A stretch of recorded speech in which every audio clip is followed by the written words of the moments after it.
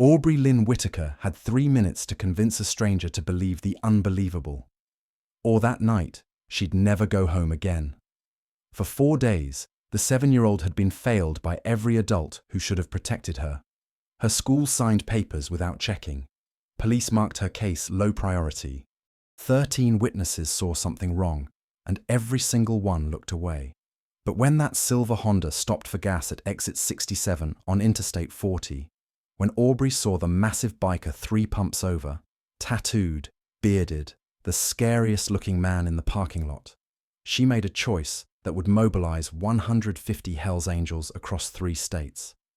She chose to trust the terrifying stranger because she understood what adults forget. Monsters don't wear leather vests.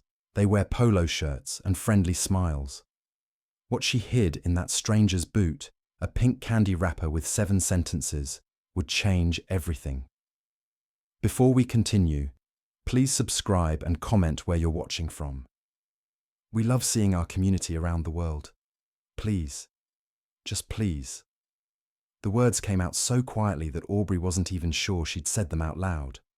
Wednesday afternoon, standing in the hallway of Oakwood Elementary School, watching a man she'd never seen before show papers to Ms. Harlow, the assistant principal, who always smelled like coffee and never made eye contact. Aubrey's fingers gripped the straps of her backpack. Pink. Hello Kitty. Her mum had bought it for her 8th birthday, except Aubrey was only 7, and her mum had been dead for 13 months, and this was all wrong. Everything's in order, Ms. Harlow said, barely glancing at the documents. Emergency custody transfer due to father's deployment extension. We're happy to release Aubrey to approved guardianship. The man, Garrett, he'd said his name was Garrett, smiled. Friendly. Warm like somebody's uncle at Thanksgiving. 38 seconds. That's how long Ms. Harlow looked at the papers before signing them. Aubrey wanted to scream, wanted to run, wanted to tell Ms. Harlow that her dad was in Japan. Yes, but he'd never mentioned this Garrett person. Never said anyone but Grandma and Grandpa were supposed to pick her up. But Garrett's hand was on her shoulder now, gentle, the kind of touch that looked protective from a distance. And his other hand was in his pocket, fingers wrapped around something that Aubrey had learned to recognize over the past 4 months since he'd started appearing at school pickup, at the grocery store near Grandma's house, at the park where she played on Saturdays. A gun. He'd shown it to her once. Just once. Pulled it out in his car, let her see it, then put it away. Never said a word. Didn't need to. Say goodbye to your school, Aubrey. Garrett's voice was pleasant. Public friendly. We've got a long drive ahead. Ms. Harlow waved, already turning back to her office. Paperwork done. Problem solved. Next task, waiting. Aubrey walked toward the door. Garrett's hand never left her shoulder. Tap. Her purple light-up sneakers flashed with each step. The left lace was untied. She'd noticed that morning, but Garrett had been in a hurry, yanking her from the motel bathroom before she could finish tying them. The sneakers had been a birthday gift from her dad before he deployed. They lit up red and blue. She'd loved them so much she'd worn them to bed the first night. Now, every flash of light felt like a distress signal nobody could see. Aubrey's last sight of Oakwood Elementary was Ms. Harlow's back disappearing into her office, the door closing with a soft click. Grandma Evelyn was calling 911. Officer Blaine Decker was marking the missing person report. Low priority, probable family dispute. Garrett had sent the ransom email. $425,000 in Bitcoin. You have 72 hours. Contact police equals she dies. But that was Wednesday. This was Friday. And Aubrey had been learning. 4 days is both forever and no time at all when you're 7 years old. And every adult who's supposed to protect you has failed. Friday morning, day 4 of captivity. Aubrey woke up in a different motel room, the 3rd in 3 days. Her stomach so empty, it had stopped hurting and started feeling numb. Garrett was on the phone in the bathroom. Door thin, walls cheap. Aubrey could hear every word. No, they haven't paid yet. Pause. I know.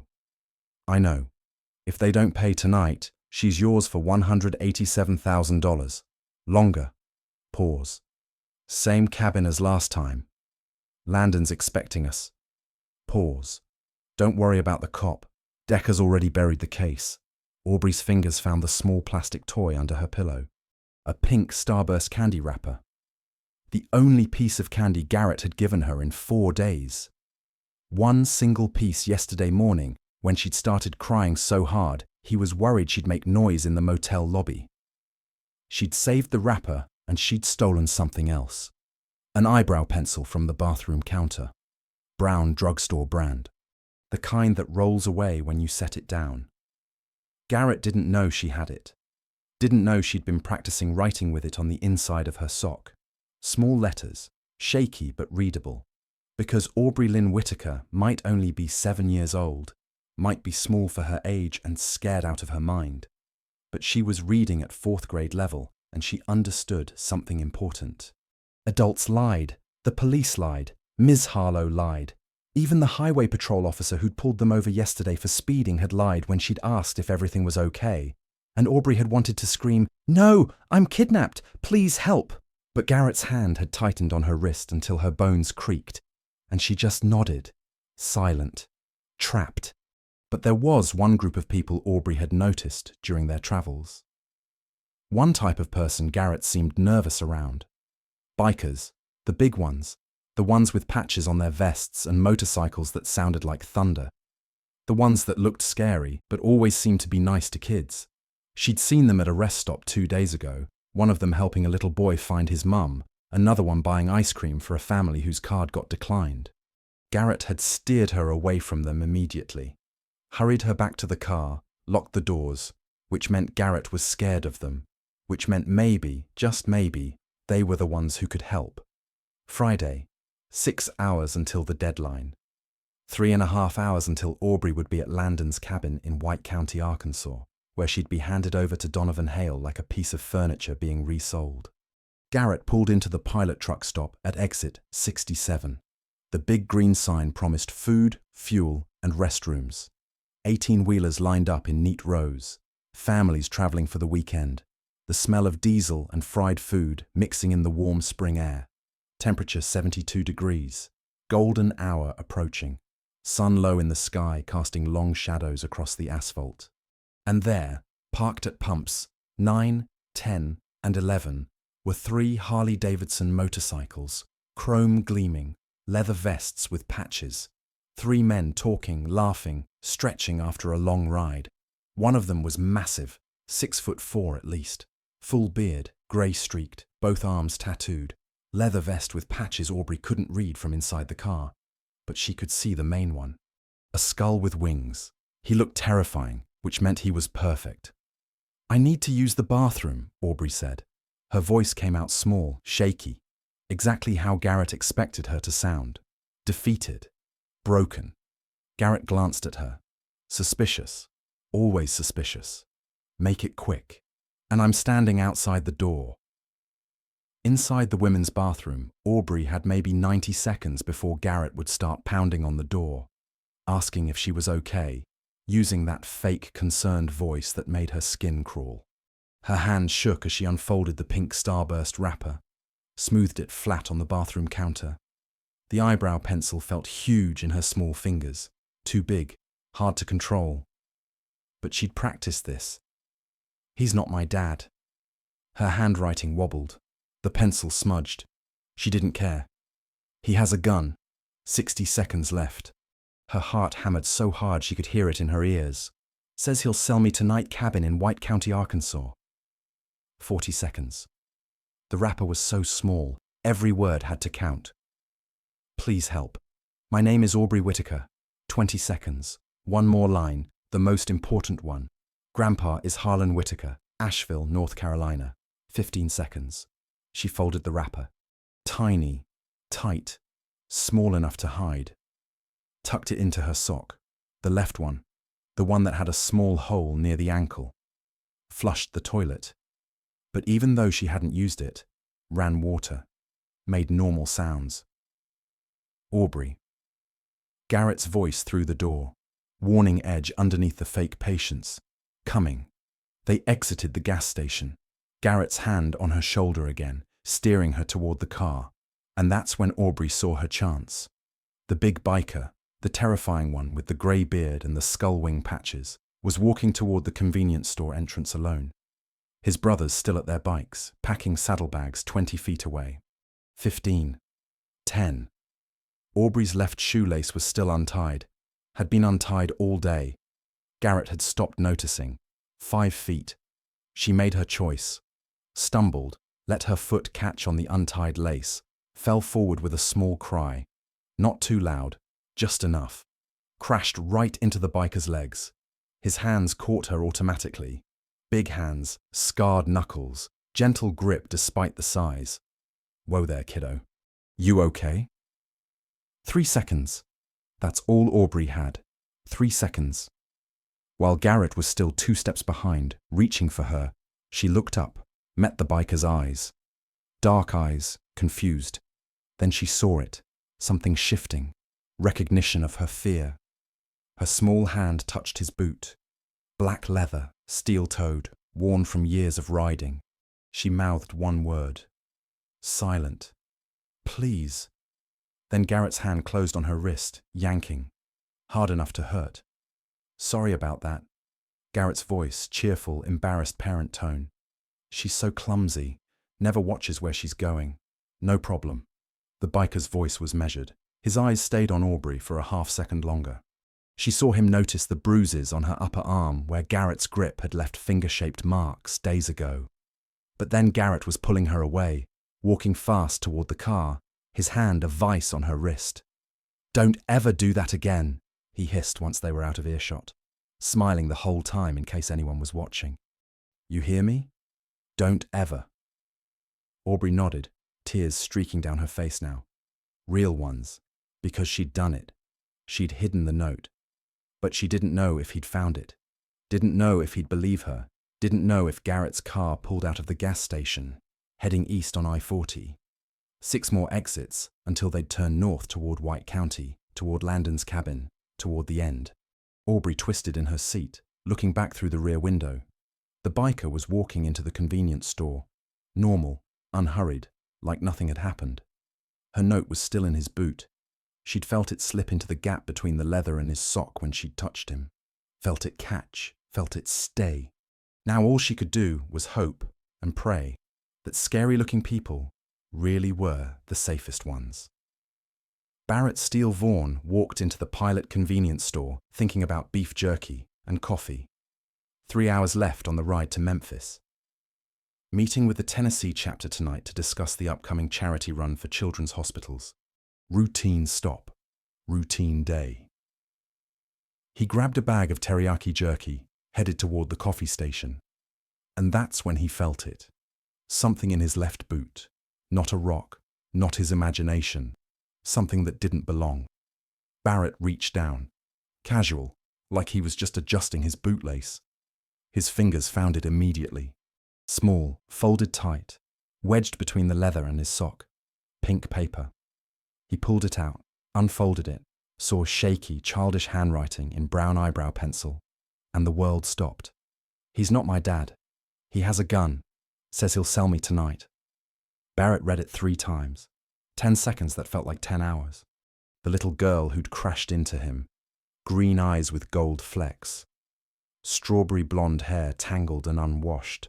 Bruises on her arm. That desperate, silent please she'd mouthed. The man who'd pulled her away too fast, gripping too hard, smiling too wide. My name is Aubrey Whitaker. Grandpa is Harlan Whitaker, Asheville, North Carolina. Barrett's hands were shaking. Actually shaking. He was 51 years old, former Marine, president of the Hells Angels Arkansas chapter, and his hands were shaking like a rookie because he'd seen it. Seen her fear, noticed the bruises, and for one critical half-second, he'd considered saying something, then talked himself out of it. Not my business. Probably just a rough parenting moment. Don't want to cause a scene. The exact same thoughts 13 other people had probably had this week, while Aubrey Lynn Whitaker was being trafficked across state lines. But she'd given him one more chance.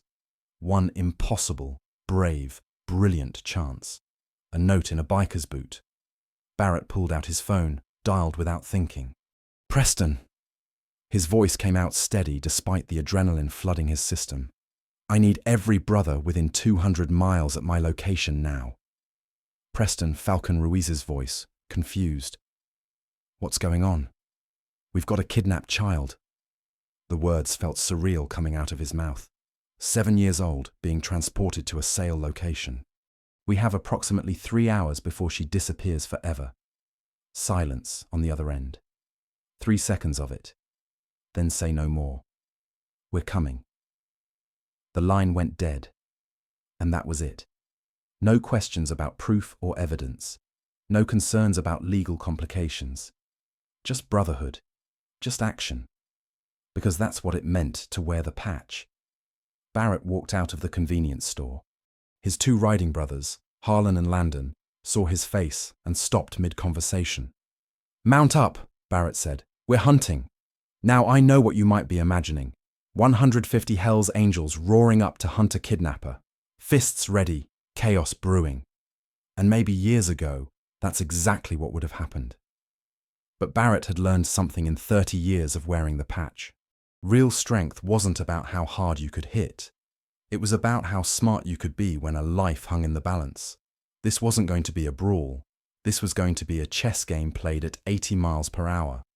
And they had 3 hours and 14 minutes to win. 6 minutes since Barrett discovered the note. The pilot truck stop was transforming into a command center. Preston Falcon Ruiz arrived first, pulled into the parking lot on his Harley, riding solo from his house 15 miles south.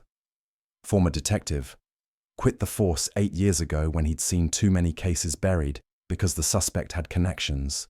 Too many investigations stopped because the victim wasn't important enough. He'd promised himself then, never again would he let bureaucracy stand between him and justice. Show me.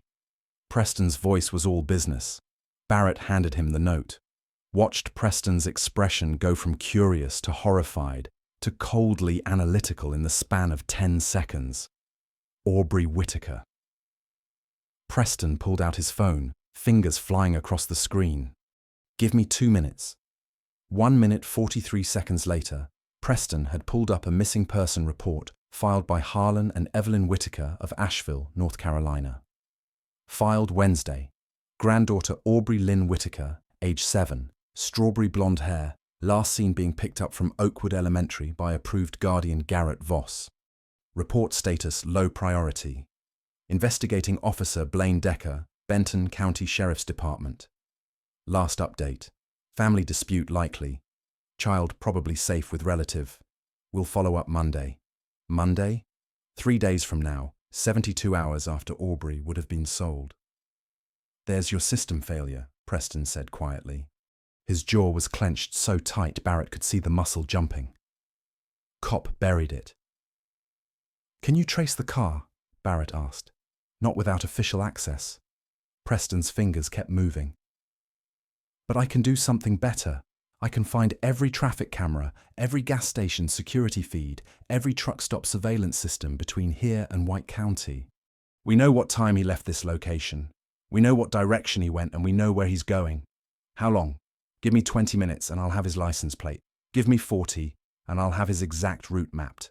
Harlan Bulk Thompson rolled in leading a pack of 12 bikes. Harlan was 6'2", 260 pounds of muscle earned from 20 years of powerlifting.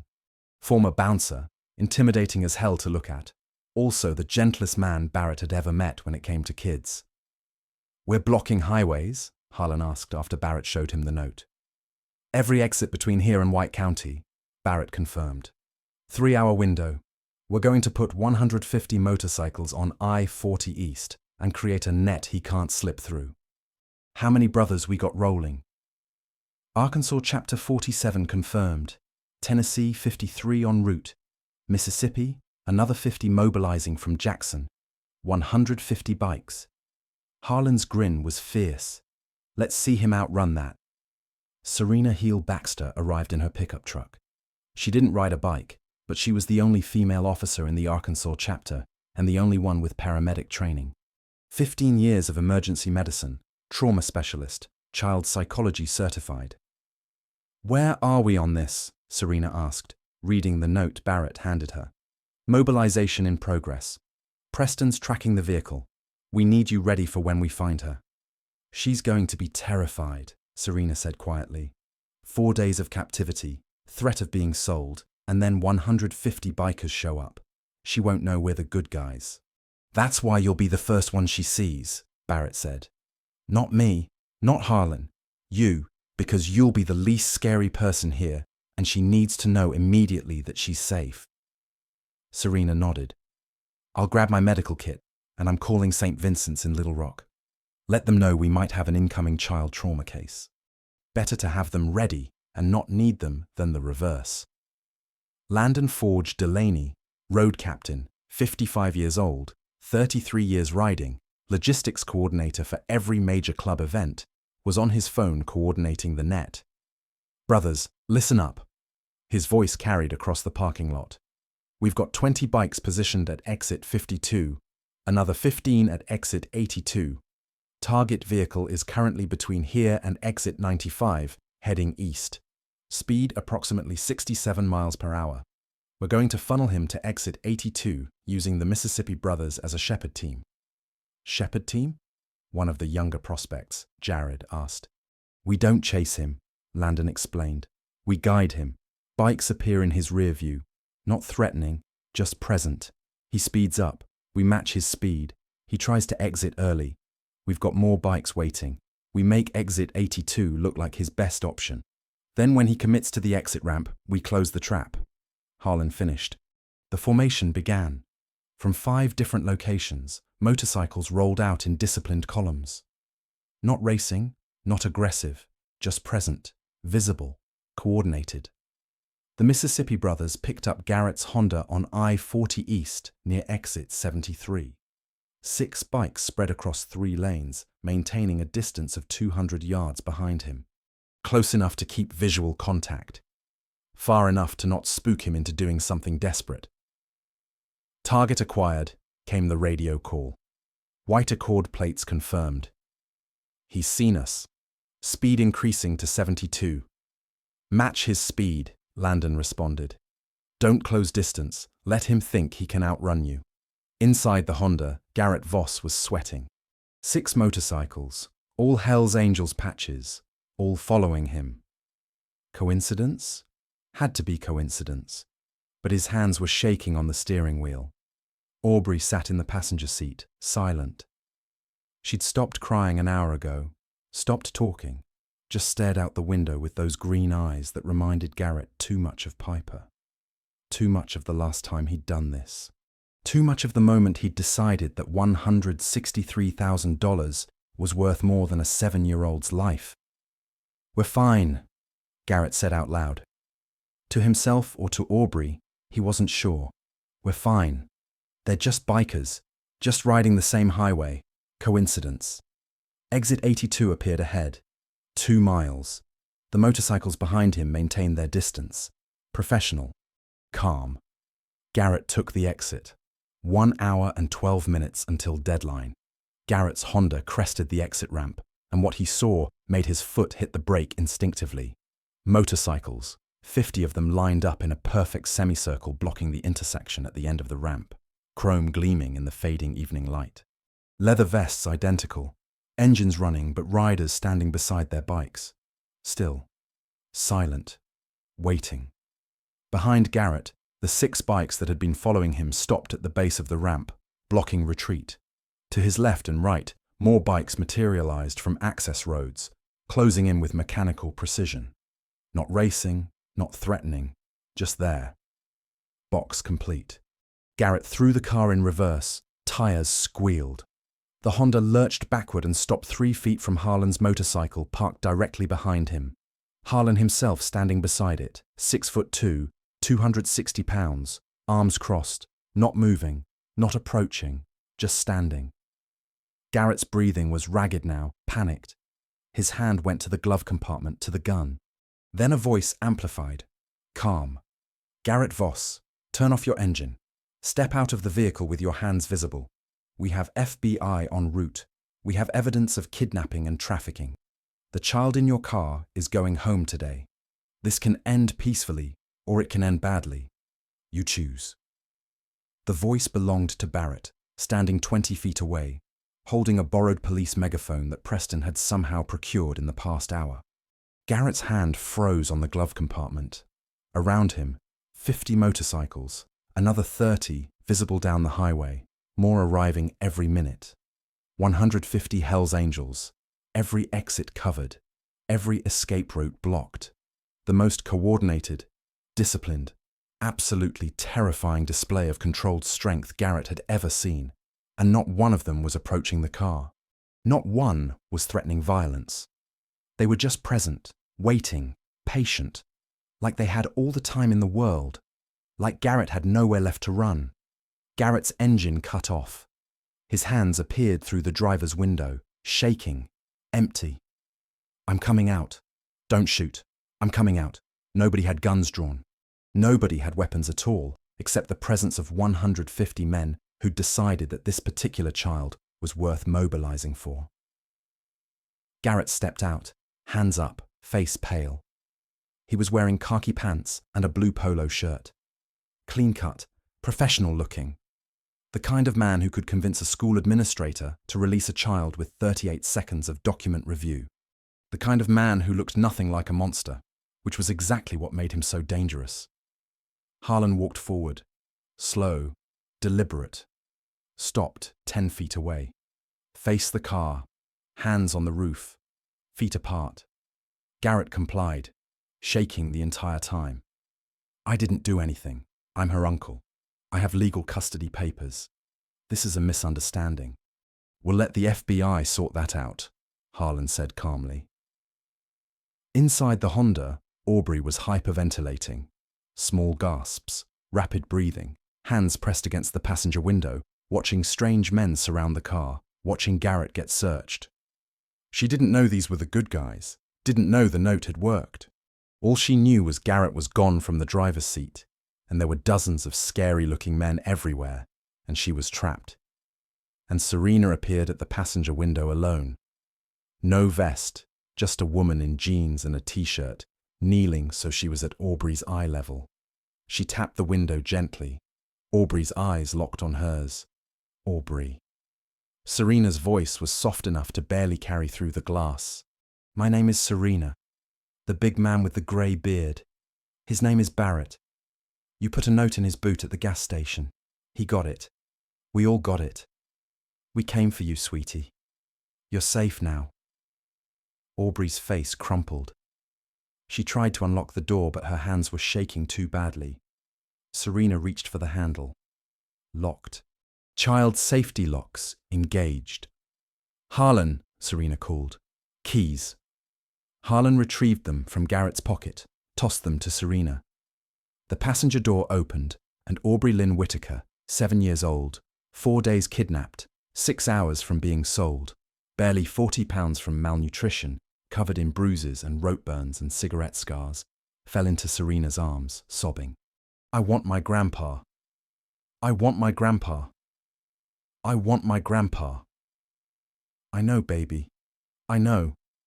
Serena held her, careful of the bruises. We're calling him right now. He's been looking for you. He never stopped looking. Now, here's something important you need to understand about what happened next. Everyone expected chaos. Expected the bikers to rough up Barrett Vaughn. Expected shouting, threats, maybe violence. That's the stereotype, right? Big scary bikers find a child predator and things get ugly fast. But that's not what happened. What happened was this.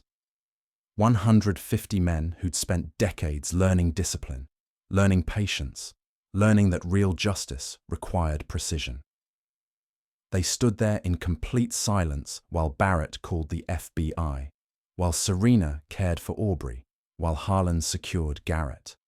Not one person touched Garrett except to search him and move him to a sitting position against his car.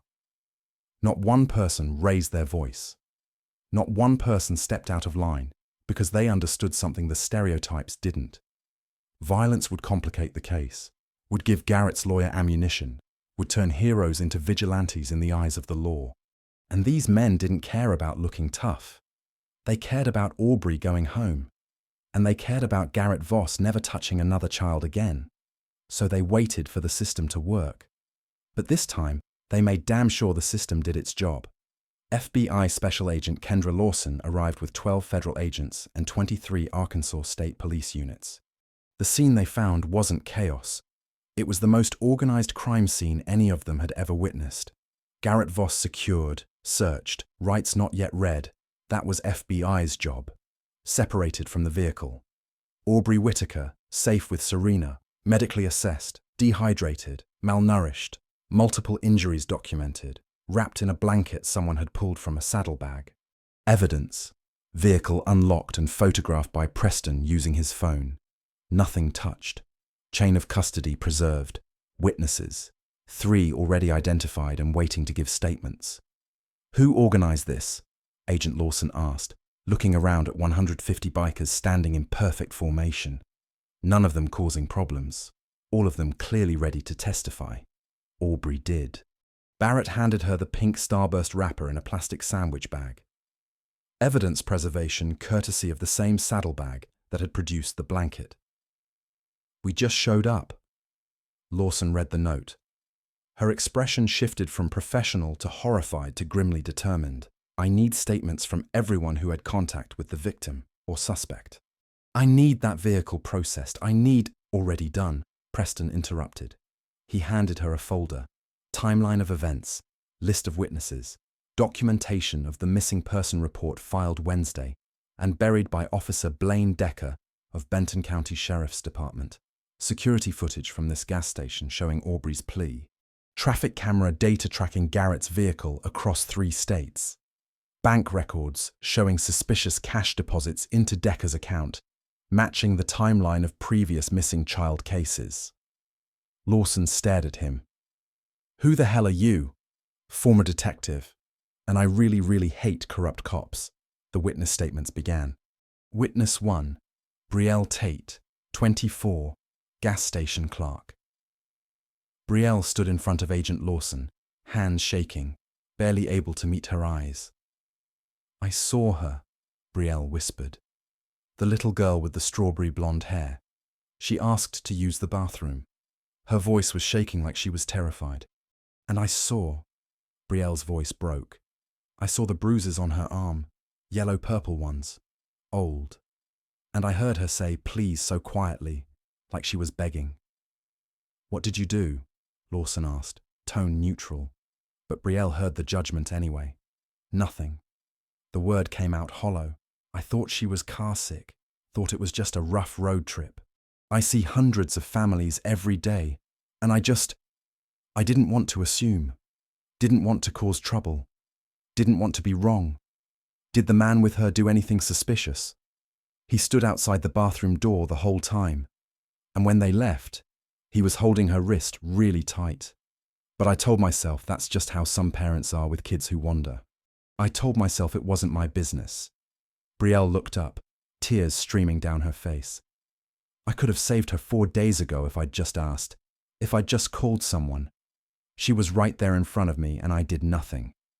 You're not the only one, Lawson said quietly. Witness 2, Vaughn Pritchard, 58, truck driver.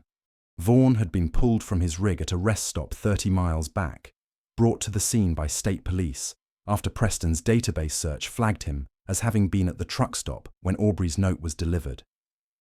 I saw the guy dragging her, Vaughn said, voice rough with shame. Thursday morning, this same truck stop. She was trying to slow down, feet dragging, and he yanked her forward. I thought, he stopped, started again. I thought she was being a brat, thought he was just a frustrated parent dealing with a difficult kid. Did you consider intervening? For about 5 seconds. Vaughn's jaw worked. Then I told myself to mind my own business. I've been driving for 32 years. I've learned not to get involved in other people's family drama. Except this wasn't drama. This was a kidnapping happening right in front of me, and I chose not to see it. We need your formal statement. I'll give you whatever you need. Vaughn looked over at where Serena was still holding Aubrey. But it won't change the fact that I had a chance to save her, and I drove away instead. Witness 3. Officer Mira Vance, 44, Arkansas Highway Patrol. Officer Vance had been called to the scene. When she arrived and saw Aubrey, she'd gone pale, excused herself, thrown up behind her patrol car because she recognized the little girl. Thursday, Highway 67. Mile marker 142. Vance's voice was mechanical. Professional training overriding emotional devastation. I pulled over a white Honda Accord for speeding. 68 in a 55 zone. Driver was Barrett Vaughn. Passenger was a small child, female, blonde hair. Did you speak to the child? Yes. Vance closed her eyes. I asked if everything was okay, miss. The child nodded. I ran the driver's license. It was clean, no warrants, no flags.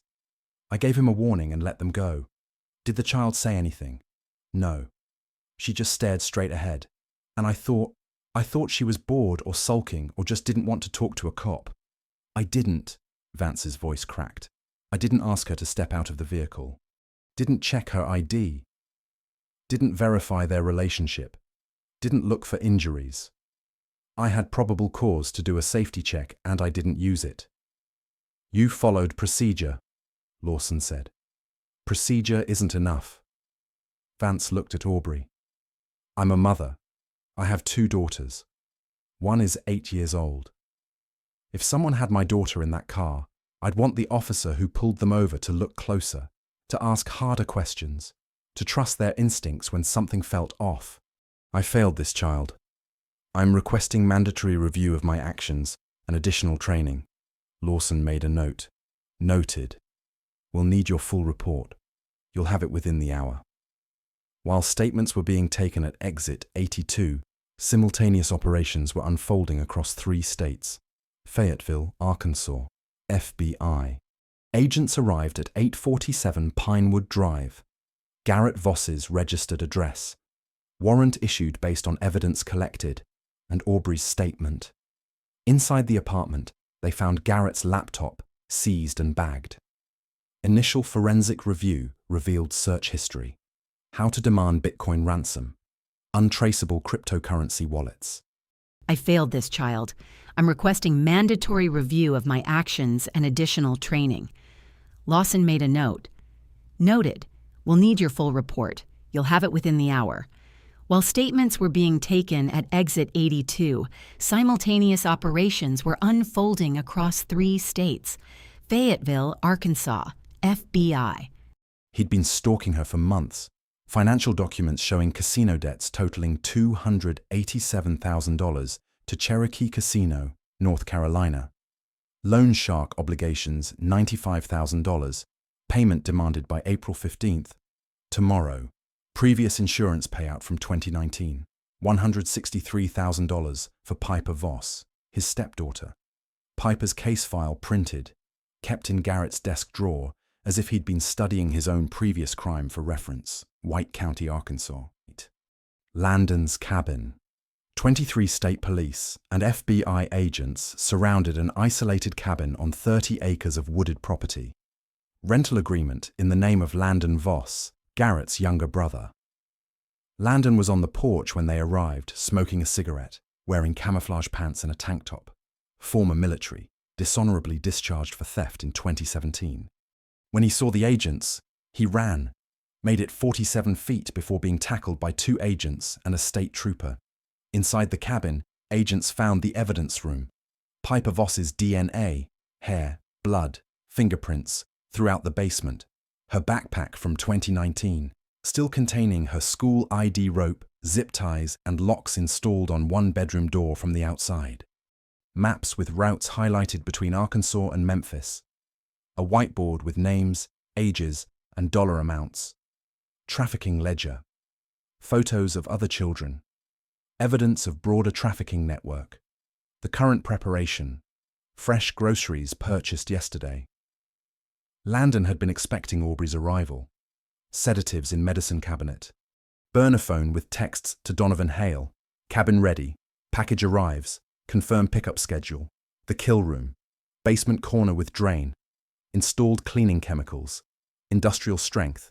Plastic sheeting. shovels, and lime in the storage shed outside. Because here's what the evidence proved. Garrett had never intended for any ransom to be paid. The ransom was theater, pressure, a way to make the grandparents desperate while he prepared to sell Aubrey to Donovan Hale for $187,000. More money than the ransom demanded, with no risk of tracking or law enforcement involvement. And if Donovan didn't want her, if she became a liability, Landon's cabin had been designed to make problems disappear. Piper Voss had disappeared in this cabin in 2019. Her remains were found 6 hours later, buried on the property's northeast corner, wrapped in the same plastic sheeting currently stored in Landon's shed. Memphis, Tennessee. Donovan Hale was arrested outside Mike's gambling den on the east side of town. He was counting cash when FBI agents surrounded him, $340 in 50s and 20s, winnings from an evening of poker. Just another normal Friday night for a man who bought children for resale. When they searched his phone, the burner he used for trafficking business, they found text thread with Garrett. Package confirmed. $187,000. Same location as 2019. I'll have transport ready. GPS history showing 7 trips to Landon's cabin over the past 4 years. Photos of other children with prices listed. $220,000, $195,000, $240,000. Contact list of 12 buyers across 6 states. Donovan Hale had been operating for 11 years, bought and sold 43 children. Most were never found until tonight. Benton County Sheriff's Department. Officer Blaine Decker was in his office when FBI agents walked in. He was eating a sandwich, pastrami on rye, watching highlights from last night's basketball game on his computer. Just another evening shift for a detective who'd buried 2 missing child cases in 5 years. Detective Decker. Agent Lawson's voice was ice. We need to have a conversation about your handling of the Aubrey Whitaker case and the Piper Voss case, and your bank account showing $8,000 cash deposits that coincidentally match the timeline of both investigations. Decker's sandwich dropped onto his desk.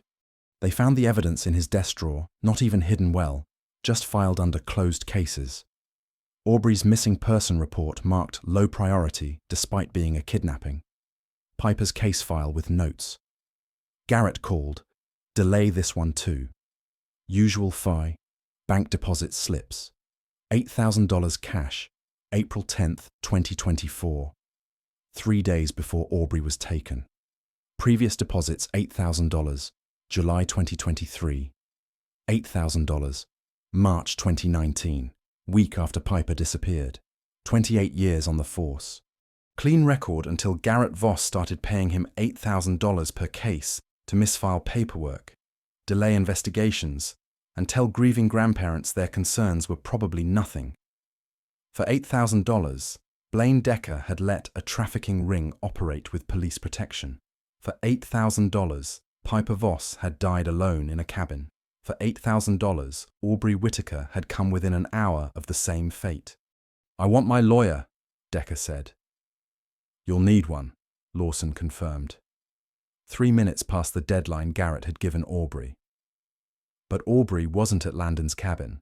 She was at St. Vincent's Hospital in Little Rock in the pediatric ward, wearing a hospital gown with cartoon animals on it, eating Jell-O, while a doctor examined the rope burns on her wrists and catalogued her injuries for the official medical report.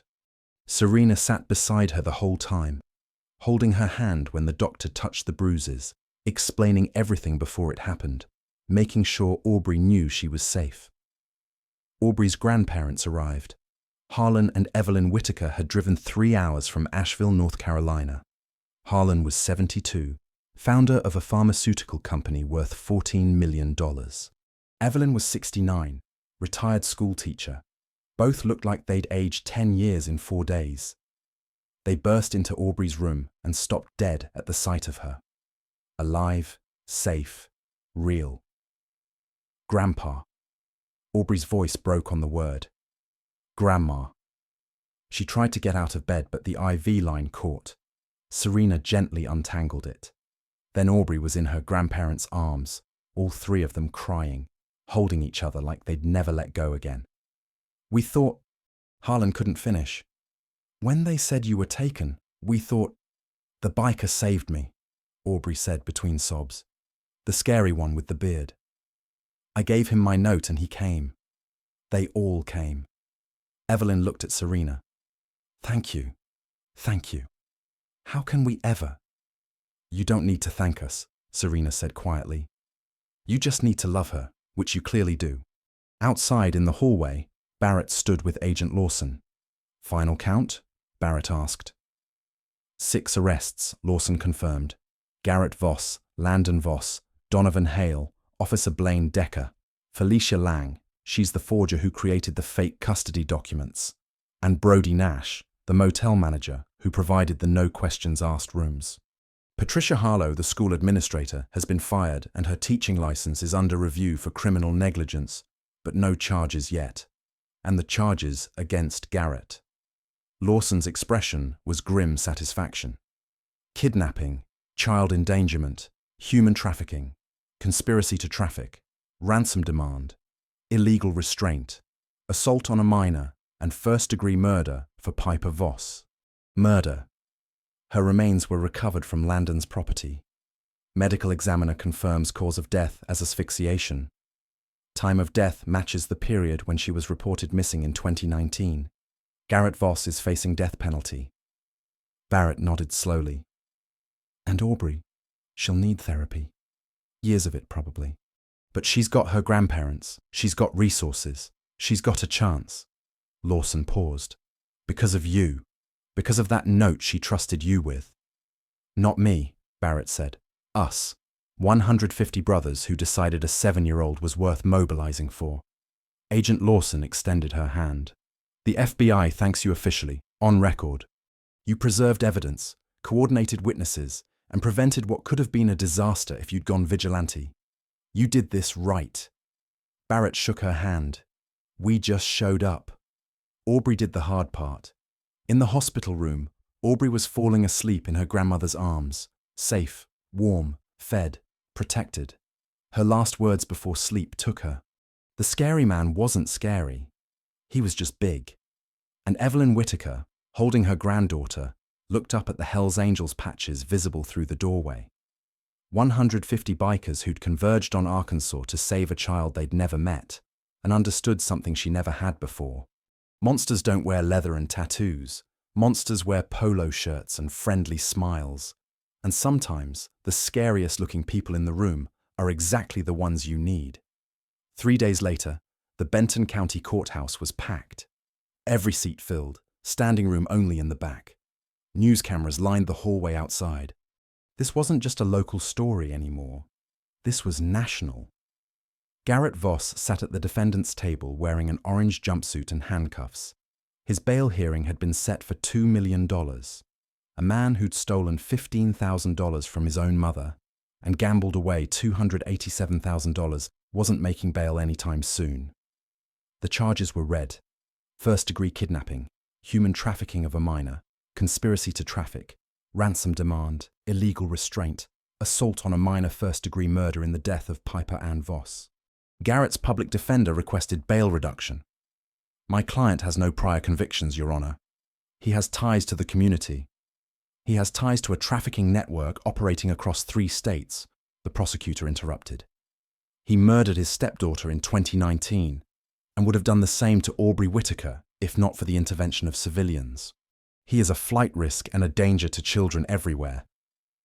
The judge, Margaret Bennett, 62 years old, 28 years on the bench, grandmother of 4, looked at Garrett for a long moment. Bail denied. Trial date set for August 12th. Defendant remanded to custody without possibility of parole until trial. Next case. The gavel came down. Garrett Voss would never be free again. The others. Landon Voss, arrested at his cabin, charged with accessory to murder, accessory to kidnapping, human trafficking. Found guilty 3 months later, sentenced to 35 years in federal prison. No parole eligibility. Donovan Hale, the buyer, charged with human trafficking, conspiracy to traffic, 12 counts of purchasing children for exploitation. Evidence on his phone led to the recovery of 6 other children. and the arrest of 8 additional traffickers across the network. Sentenced to 40 years, his trafficking ring, operating for 11 years across 6 states, dismantled completely. Officer Blaine Decker, 28 years on the force, arrested for bribery, obstruction of justice, corruption, accessory after the fact to kidnapping and murder. His badge was stripped before he even made it to booking. Sentenced to 15 years, pension revoked, law enforcement career destroyed. At his sentencing, the judge said, "You were entrusted to protect the vulnerable, and you sold them for $8,000. There is no lower betrayal." Felicia Lang, the forger. Her laptop contained templates for 14 fake custody documents used in previous kidnappings, sentenced to 10 years. Her paralegal license had been revoked in 2017. She'd been creating fake legal documents for criminals ever since. Brody Nash, the motel manager who provided no questions asked rooms and claimed his security cameras were broken when Aubrey stayed there. Sentenced to 5 years as an accessory. His motel was permanently closed by the county health department. Patricia Harlow, the school administrator who'd accepted Garrett's forged papers with 38 seconds of review. No criminal charges, just negligence, not malice. But she was fired from Oakwood Elementary. Her teaching license was revoked. At the school board hearing, she sat silent while parent after parent demanded accountability. Her last words, "I thought I was helping. I thought the paperwork was real." 12 years of education work ended because she chose convenience over a child's safety. 2 weeks after rescue, Aubrey was living with her grandparents in Asheville, North Carolina. Her father, Ronan Whitaker, had been emergency deployed home from Japan. He'd arrived 6 days after Aubrey's rescue and hadn't let her out of his sight since. The house on Maple Ridge Drive was exactly as Aubrey remembered. Her bedroom still had the same purple comforter, the same stuffed animals on the shelf, the same glow-in-the-dark stars on the ceiling that her mum had put up 3 years ago before the cancer, before the drowning. That maybe wasn't an accident, before everything fell apart. But some things were different now. There were new locks on all the doors, installed by Harlan and 3 other brothers who'd driven 6 hours to Asheville just to make sure Aubrey felt safe. There was a security system monitored 24/7 with panic buttons in Aubrey's room and the kitchen. There was a therapist, Dr. Tatum Ellis, child trauma specialist, who came to the house twice a week because Aubrey wasn't ready to go to an office yet. And there were new rules. Aubrey was never alone. School pickup required 2 forms of ID verification, plus a phone call to her father. No overnight trips, no camps, nothing that separated her from family. Not because they were being overprotective, because Aubrey had asked for these rules, needed them. Safety wasn't automatic anymore. It had to be built, verified, confirmed every single day. The therapy. Dr. Ellis sat cross-legged on the floor of Aubrey's bedroom during their 3rd session. Not in a chair like a typical therapist. On the floor at Aubrey's level, playing with Play-Doh. "Can you tell me about the gas station?" Dr. Ellis asked gently. Aubrey's hands worked the pink Play-Doh, squeezing it, shaping it into nothing in particular. "I was scared," Aubrey whispered. "Garrett said if I told anyone, he'd hurt Grandma and Grandpa. He said he had their address. He said his friend was watching their house. But you told anyway." "I didn't tell with words." Aubrey looked up. "I told with the note because he couldn't hear a note. That was very smart. I was scared the biker wouldn't find it, or wouldn't believe it, or would give it to the police and they'd tell Garrett." Aubrey's voice got smaller because the police lady didn't help me when she pulled us over. "I wanted to tell her, but Garrett was looking at me, and I couldn't make my voice work. Officer Vance knows that now. Dr. Ellis said she wishes she'd asked you to step out of the car. She wishes she'd looked closer. She's changing how she does traffic stops because of you. Really? Really? You taught her something important. That sometimes kids are too scared to speak up, so adults have to look harder." Aubrey shaped the Play-Doh into a small boot, purple, because that was the only colour she'd chosen today. "The biker's boots were black," she said, "and really big. And I thought maybe if I could just touch them, just hide the note there. Maybe he'd be strong enough to fight Garrett. Because Garrett was scared of bikers, I could tell. You chose the scariest looking person in that parking lot. Yeah. Aubrey looked up, green eyes meeting Dr. Ellis's, because scary-looking people were nicer than the nice-looking man. Dr. Ellis made a note, not for the session record, for herself. A reminder that children understand more than adults give them credit for. You're very brave, Aubrey. I was very scared. Brave people are always scared. That's what makes them brave. 6 weeks after rescue, Aubrey returned to school. Not Oakwood Elementary. Her grandparents had transferred her to Mountain View Academy, a private school with better security and verification protocols. Her first day, Preston drove down from Arkansas to walk her into the building. Not as a biker. As a man in slacks and a button-down shirt, his Hell's Angels vest left at home. His detective instincts very much present. "You ready?" Preston asked, kneeling beside Aubrey in the parking lot. She was wearing new purple sneakers, light-up ones, just like her old pair. But these laces were tied, both of them. Tight double knots her father had done that morning. "What if the teacher asks where I was?" Aubrey whispered. "You tell her you were sick and missed some school. That's all you have to say. Your grandparents already talked to the principal. They know what happened. But your classmates don't need to know unless you want to tell them." "I don't want to tell them." "Then we don't tell them." Preston offered his hand. "Come on, I'll walk you to your classroom. Make sure you know where everything is." They walked through the front doors together, Aubrey's small hand in Preston's large one. The front office staff had been briefed. New procedures courtesy of Aubrey's law. Legislation already being drafted in Arkansas requiring schools to verify custody documents through government databases before releasing children. 3 seconds of digital verification. That's all it would have taken to stop Garrett at Oakwood Elementary. Now it would be mandatory. 47 kidnapping attempts would be prevented in the next 18 months because of that law. 47 children who wouldn't go through what Aubrey had gone through. All because a 7-year-old girl had been brave enough to hide a note in a stranger's boot. 3 months after rescue, Barrett got a phone call on a Saturday.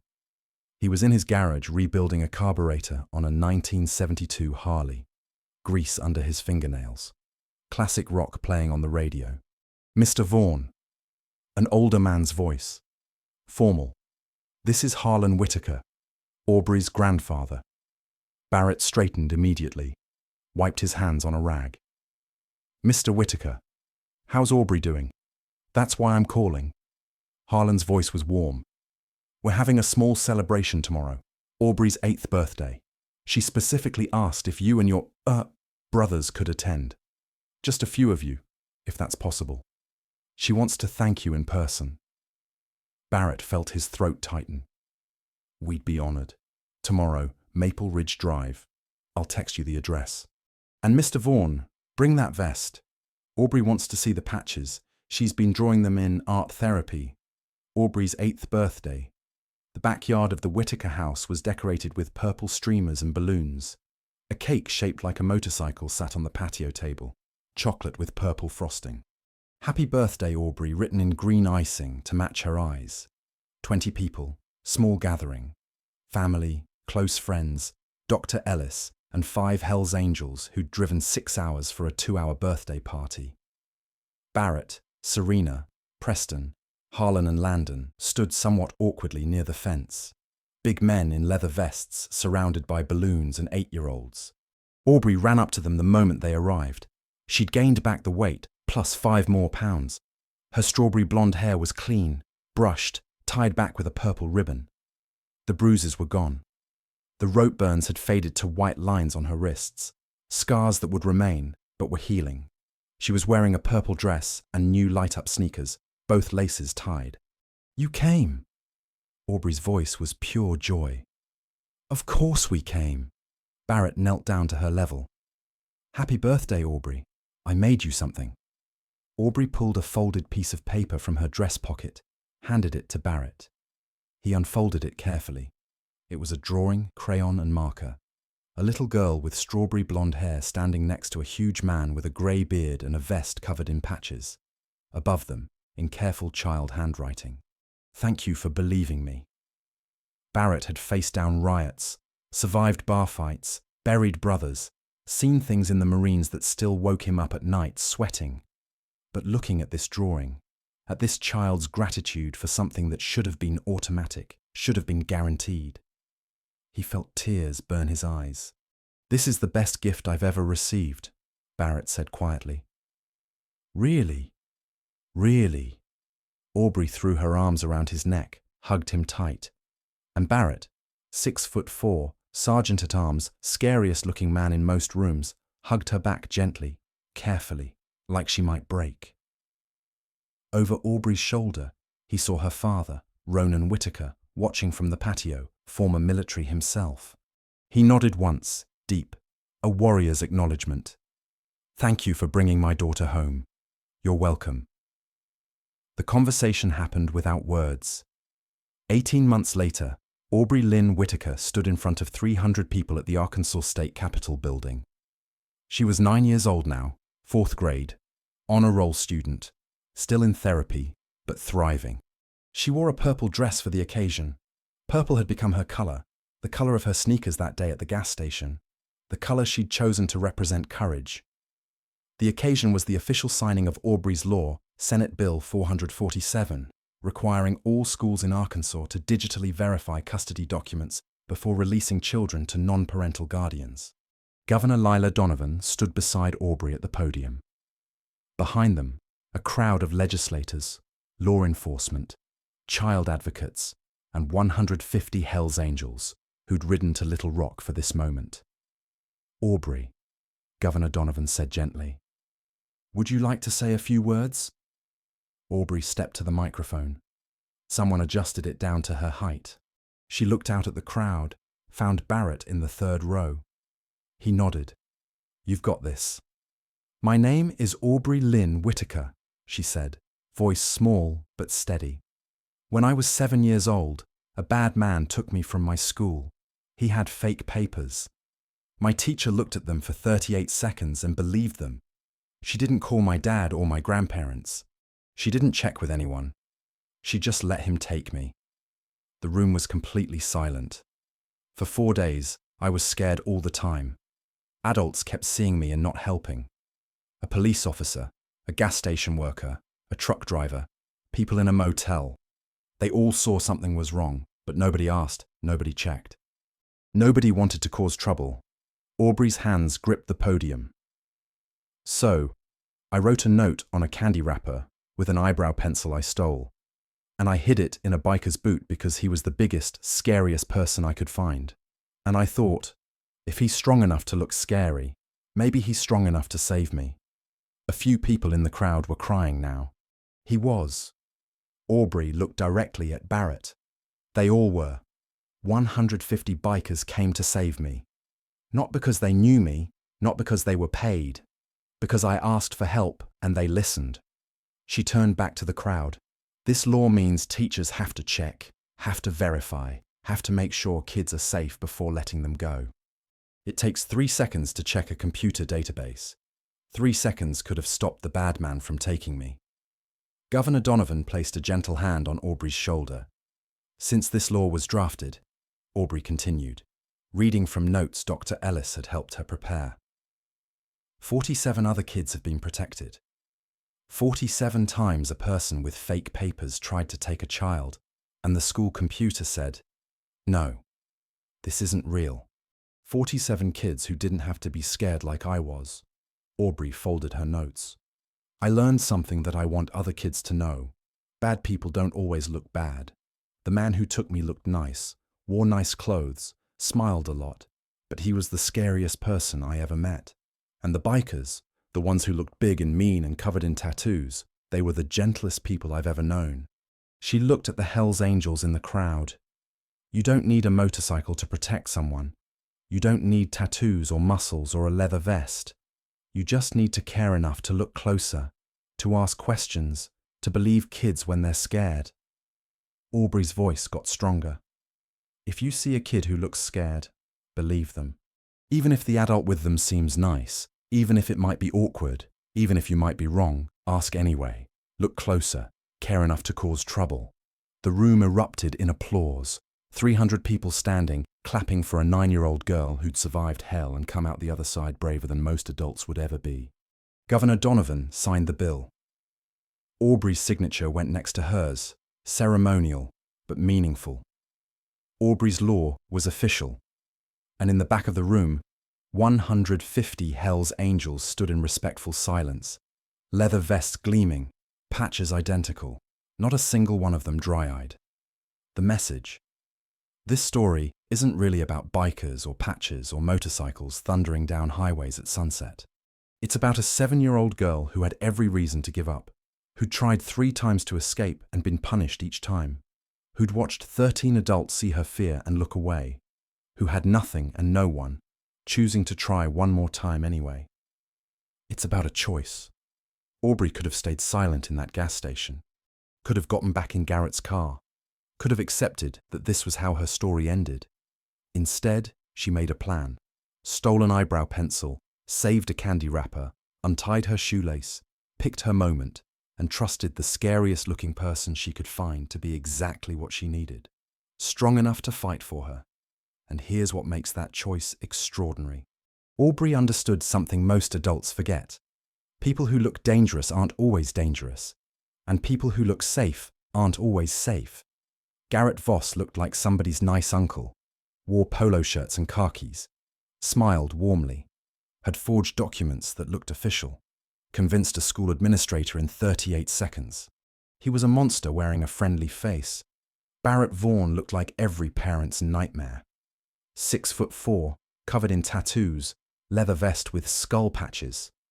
Hell's Angels sergeant at arms, he was a protector wearing an intimidating face. Aubrey saw past both masks. And that wisdom, that 7-year-old's understanding that appearances lie, saved her life. There are Aubreys everywhere. Right now in your town, in your state, in places that look safe and normal, there are children being hurt by people who smile in public. There are kids sitting in restaurants with adults who grip their wrists too tight. There are children in cars at gas stations, eyes screaming for help, while their mouths stay silent. There are students being picked up from school by people with forged papers and friendly explanations.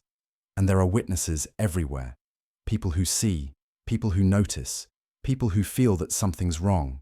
But most of them do what Vaughn Pritchard did, what Brielle Tate did, what Officer Vance did. They look away. They choose comfort over courage. They choose "not my business" over "this child needs help." They choose assumptions over verification. And children suffer because of those choices. You don't need a Hell's Angels vest to be a protector. You don't need 150 brothers, or chrome motorcycles, or decades of riding experience. You need one thing: the willingness to look closer when something feels wrong. Pay attention. When a child hesitates before getting in a car, ask questions. When a kid has bruises and a shaky voice, don't accept "they fell" as an answer. When an adult grips a child too tightly, speaks for them constantly, won't let them out of sight, trust your instincts. When paperwork seems rushed or verification seems inadequate, slow down, check, verify, cause trouble, be awkward, risk being wrong. Because here's what Patricia Harlow learned too late. Being wrong is embarrassing. Being right and staying silent is devastating. Ask the uncomfortable questions. Make the calls that feel intrusive. Trust the feeling in your gut that says, "This isn't right." Be the person a scared child can ask for help. Be the adult who looks closer instead of looking away. Be the one who chooses courage over comfort. Aubrey taught us something profound that Friday afternoon. Sometimes the smallest voice is the one worth the loudest response. She whispered "please" to a stranger, and 150 men heard it across 3 states and answered with thunder. Not because she was their daughter, not because they were paid, not because it was easy or convenient or safe, because she asked. And because they understood that brotherhood, real brotherhood, means standing between evil and the innocent, no matter the cost. Epilogue. Present day. It's been 2 years since that Friday at the Pilot truck stop. Aubrey is 10 years old now, 5th grade, president of her student council, volunteers at the local children's hospital reading to younger kids, takes karate classes twice a week, not because she's afraid, but because she likes feeling strong. She still has nightmares sometimes, still flinches when strangers touch her shoulder, still checks that doors are locked 3 times before bed. Healing doesn't work that way. You don't just get over being kidnapped. The scars remain, visible ones on her wrists, invisible ones in her heart. But she's not defined by what happened to her. She's defined by what she did about it, and she's become something extraordinary, an advocate. Aubrey speaks at schools now, teaching kids about safety, teaching them that it's okay to say no to adults, okay to yell, okay to run, okay to ask scary-looking people for help if the nice-looking ones are hurting you.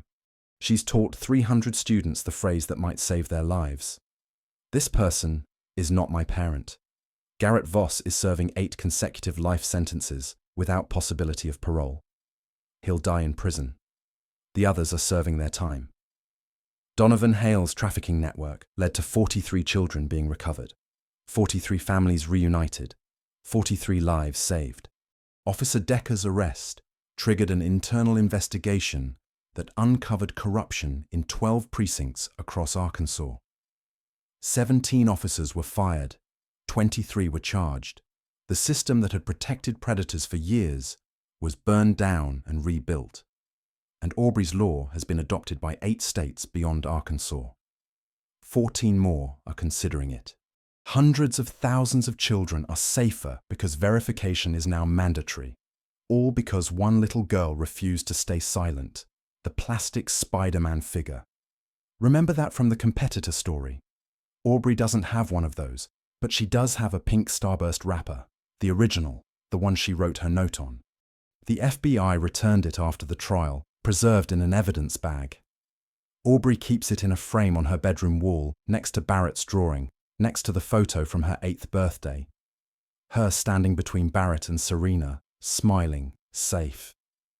Reminders that courage comes in small packages, that help comes from unexpected places, that sometimes the person society tells you to fear is exactly the person who will save you.